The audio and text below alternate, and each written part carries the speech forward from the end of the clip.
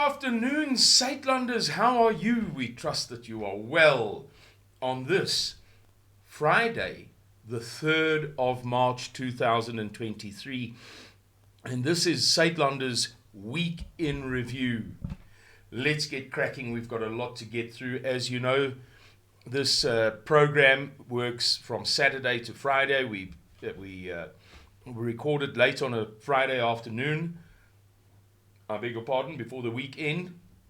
And so we begin with last Saturday. What do we have? Oh, on Saturday, a video went viral of a training camp. Apparently a bush type training camp. Excuse my hiccups. Oopsie. Goodness. In which people are being trained for guerrilla warfare.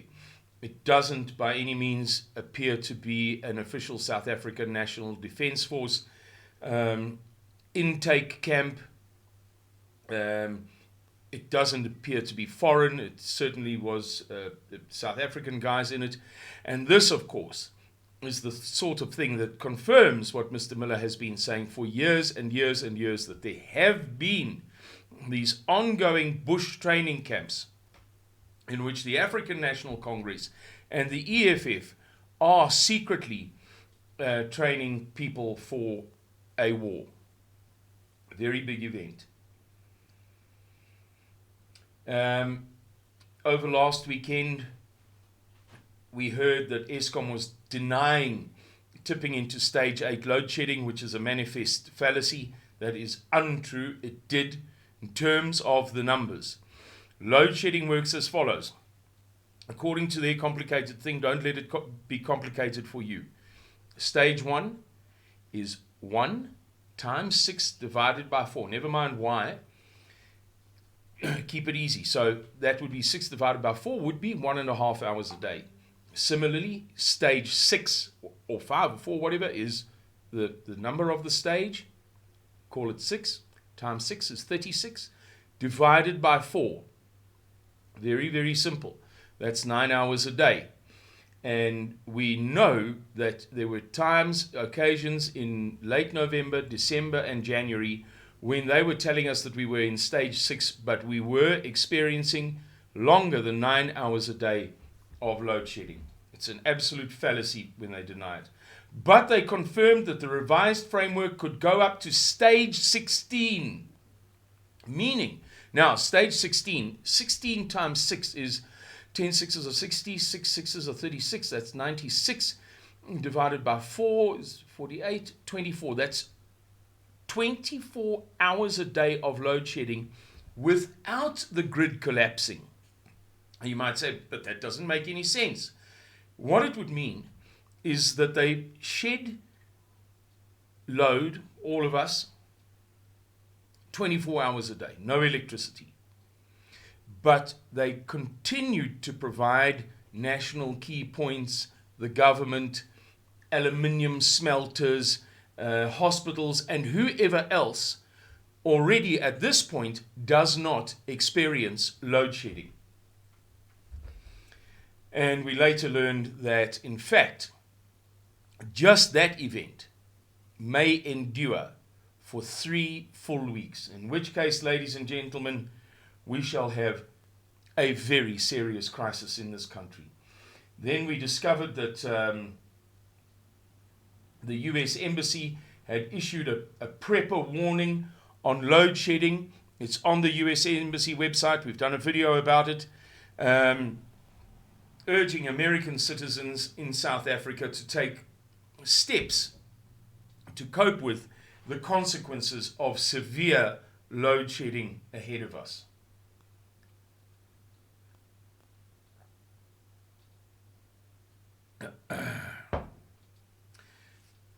Following the Ruyter events of last week, would it be 10 days ago now, we began to hear over the weekend and at the beginning of this week calls for Ruyter to be arrested. Ruyter did bad. Ruyter didn't tell the police. Ruyter didn't report it. Ruyter, everything was Ruyter's fault. In fact, it turns out that he did tell the national security cluster, which includes intelligence. He did tell the president. He did tell ministers in the cabinet. And in fact, they did nothing about it. So this is a typically African National Congress attempt to turn everything around. When I strike you, I scream out in pain. And I tell the world that it was you who struck me. Or I tell the world how sore my hand is. And that's not my fault, it's your fault. Then we heard that the creator of Dilbert, the globally franchised cartoon strip, Scott Adams, come out with a 2-minute monologue about keeping away from black people in the USA. And that was followed by Milo Yiannopoulos saying that all that black people are for, I can't remember, but it was some terrible thing, is for shooting one another in the head, or words to similar effect. And basically what this is, and by the way, don't look at me, those guys, Milo Yiannopoulos is gay, Scott Adams is notoriously liberal, and one of the first places to report all of this stuff is Right Wing Watch, which is very far left wing. And one of the other first places was Jesse Lee Peterson, a black commentator. So that stuff ripped through, absolutely ripped through the American society. Very big event. One of the sponsors of the Formula E race last Saturday in Cape Town, ABB, admitted to paying bribes to Eskom. Oh, the ironies, the layers of ironies.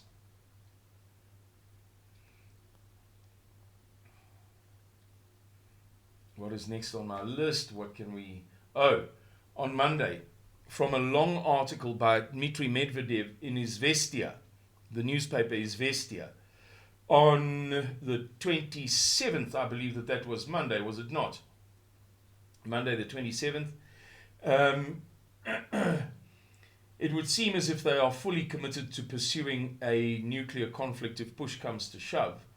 The agonizing debate that is yet to be held in the West has already been concluded in Russia. Now, Dmitry Medvedev, for those of you who've forgotten, is a former president and at other times variously former prime minister of Russia. He's now the deputy head of the National Security Council under Vladimir Putin. So he's the effective head. Obviously, Vladimir Putin is not in person running the National Security Council of Russia. So here is the quote. They have delusional illusions that having sent the Soviet Union to the other world without a single shot, they will be able to bury present-day Russia without significant problems for themselves, throwing the lives of thousands of people involved in the conflict into the furnace. These are extremely dangerous misconceptions. As with the USSR, it will not work. If the question of the existence of Russia itself is seriously raised, it will not be decided on the Ukrainian front. So if there's an existential threat to Russia, they're not going to decide it in Ukraine. If they experience an existential threat, NATO coming in, America coming in to fight them in Ukraine, they're not going to fight them there. The implication is clear. We're going to send ballistic missiles to Arkansas.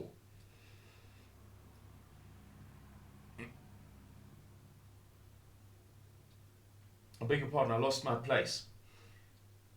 And together with the question of the further existence of the entire human civilization. So it's not going to be decided on the Ukrainian front. And when it is decided, it's also going to decide another question, the existence of mankind. And there should be no ambiguity here. We don't need a world without Russia. It's a lose for everyone. Collapse, apocalypse, apocalypse, apocalypsos, which means the removal of the veil. In other words, it is a reference to the book of Revelations, to remove the veil, to reveal the beautiful lady behind it in old times. When the former life will have to be forgotten for centuries until the smoky blockages cease to emit radiation. Then we started to get more information about the cartels in Eskom. Guys, we don't have the time to go into all of it. What we know is there are 4 big cartels that are looting, pillaging, sabotaging, and stealing from Eskom. It turned out that the president, Pravin Gordhan,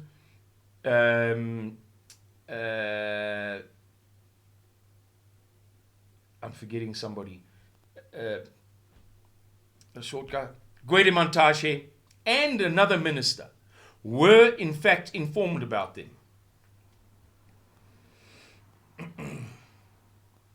We then discovered that David Mabuza, our vice president, is the head of one of the cartels, which is known as the presidential cartel, by virtue of the fact that David Mabuza was apparently using the cartel to build a war chest of great deal of money to help him towards his ambition of becoming the president of South Africa. Thank God, a couple of days later, he resigned as a member of parliament. He's no longer in the cabinet. He's entirely out of the picture. But it's crucial to know that President Cyril Ramaphosa hired him knowing from previous police investigations, we saw the affidavit come out during the week, completely who he was, and yet he still appointed him deputy president. It's a disgrace. And the president of the Republic of South Africa is now an accessory after the fact to David Mabuza's crimes.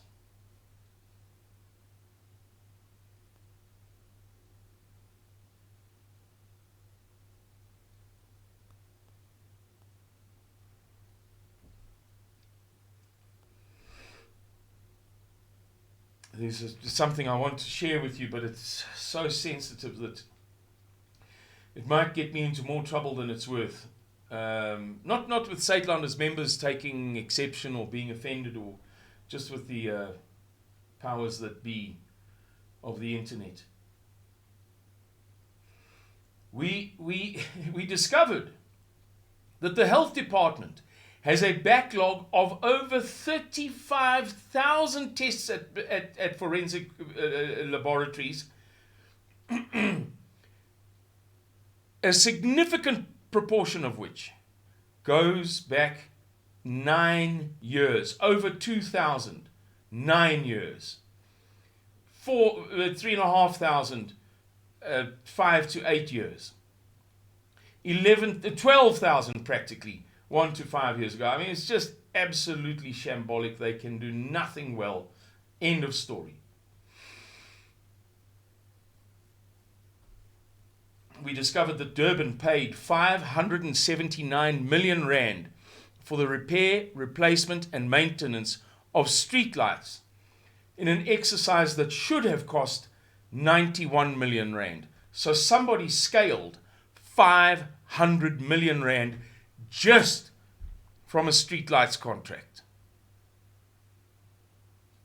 It can't go on like this. Even if you're liberal, even if you're watching this video with long teeth, you don't like me, you don't like our politics, even you must know that it is now gone too far. Gone too far and too far gone. North Korea, it was reported in the Washington Post, called Joe Biden a rabid dog who deserves to be beaten to death, and I thought that was quite classic. Right, what next? We discovered that the fears of a severe flooding on the lower sections of the of the Orange River after the confluence at Douglas with the Vaal River were unfounded.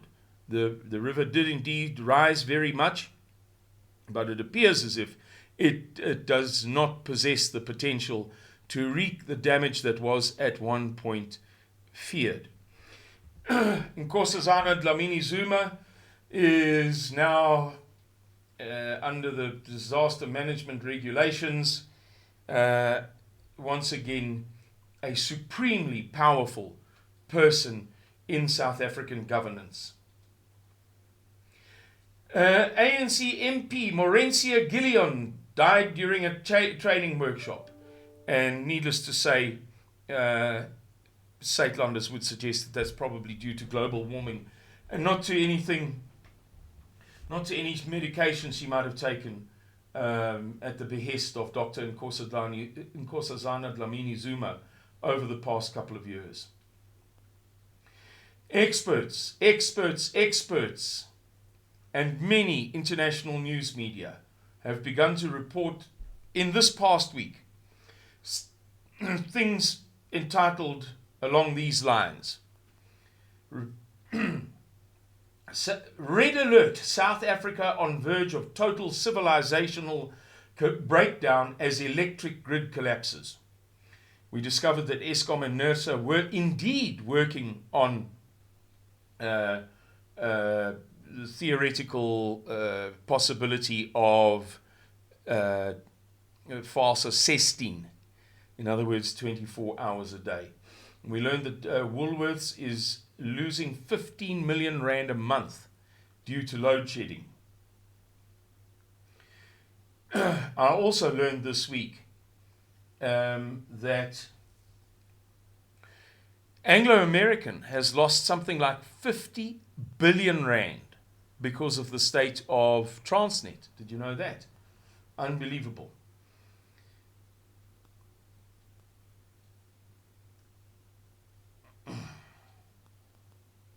Cyril Ramaphosa, honestly, there was lots of information about the cartels, how they spend money, the cars that they have, how they get around being caught. There were videos that went out, they were over all of my groups, the groups that I run, WhatsApp groups of Suidlanders senior leadership, about 200 people or so. Just unbelievable, wicked.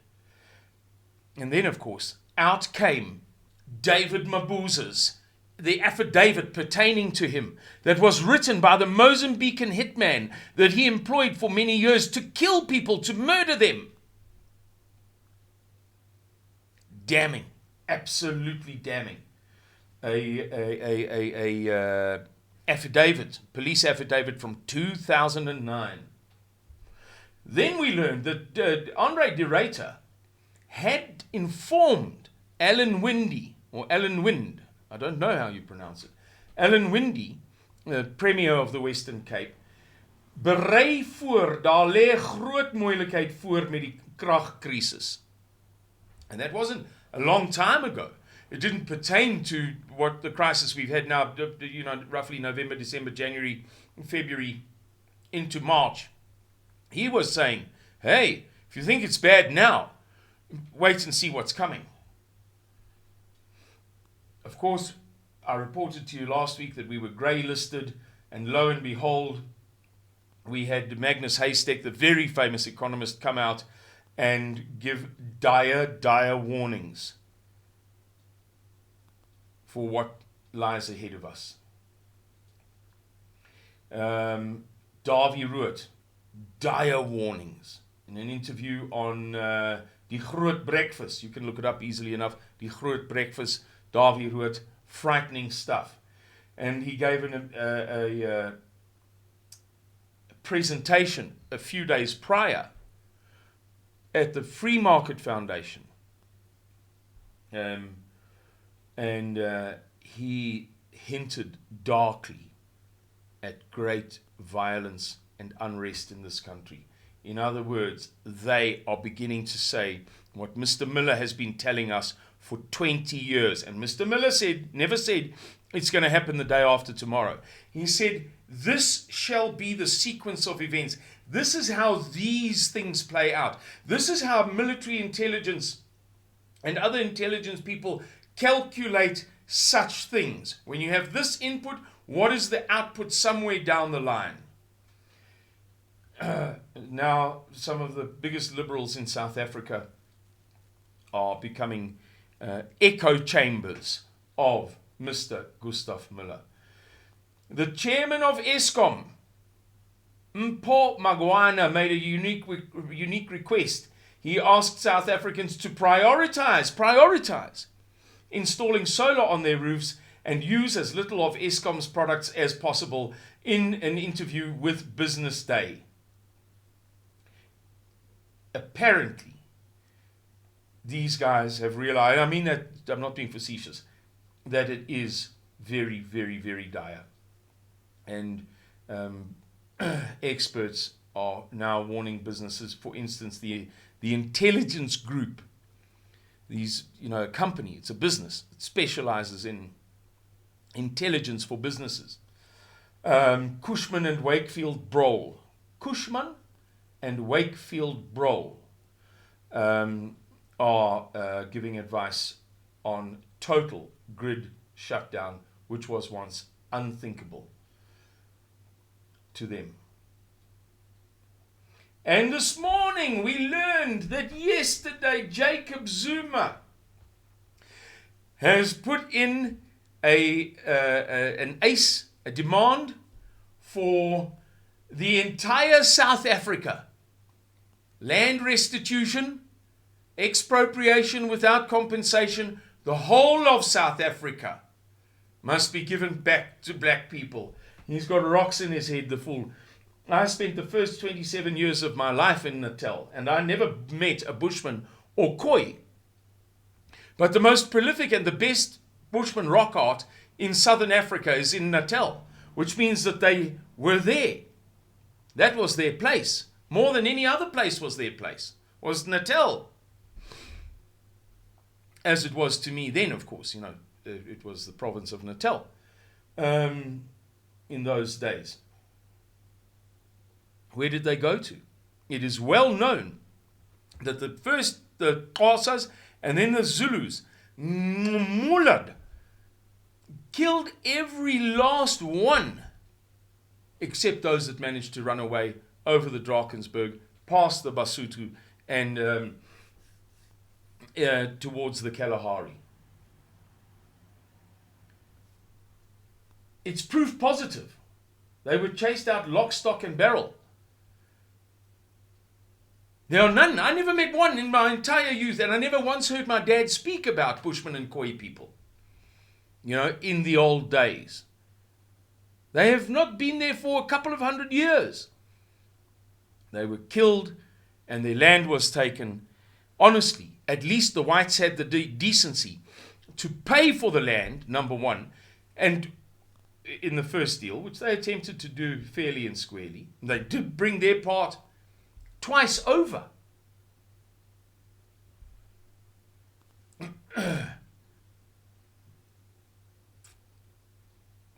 And then leave the Zulus with 32%.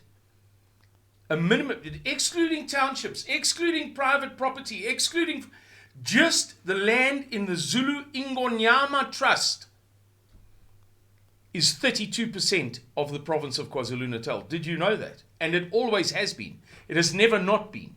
It was always.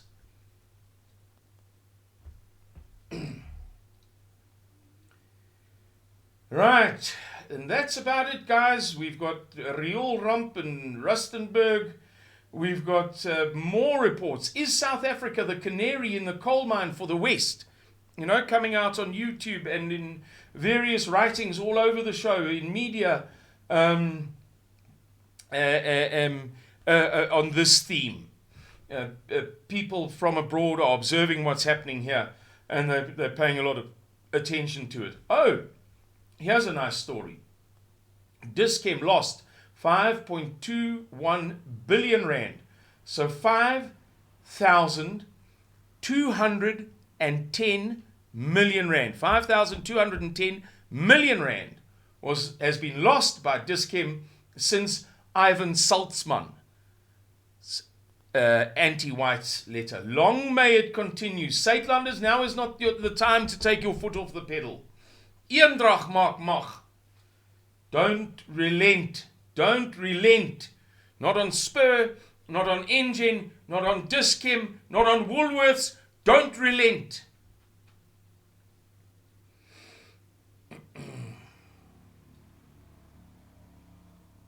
Oh, last one, everybody. Very last one. The DA has exposed, this has come out this afternoon, an ANC plan to start load shedding social grants from the 1st of March. And this comes on top of the payment problems of the past couple of months. Can you just imagine? This has the potential to be very serious indeed. People who've become addicted to those grants, dependent upon them, are liable to be very disappointed when the tap is turned off. And it has the potential to. We don't want to overblow this thing. We don't want to over-dramatize it, but it possesses the potential to become the spark that ignites the Republic of South Africa. Only time will tell. Anyway, thank you for watching this video. By now you will know that it is very late, much later than usual. That's because I've been frantically doing some preparatory work for an urgent international task that Mr. Miller and I are going to undertake on Monday. It's very important that I completed that this afternoon. All right, thank you, everybody. Goodbye, and God bless everybody. Bye-bye.